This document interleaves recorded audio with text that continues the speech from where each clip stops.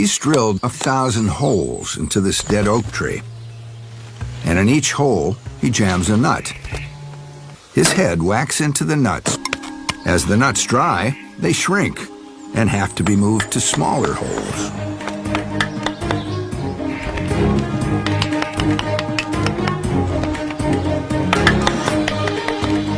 This job's perfect for a bird with obsessive-compulsive tendencies.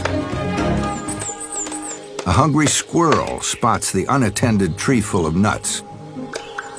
It's just too tempting. But risking retaliation from a beak that can jackhammer solid wood is a bad idea if you don't have a thick skin.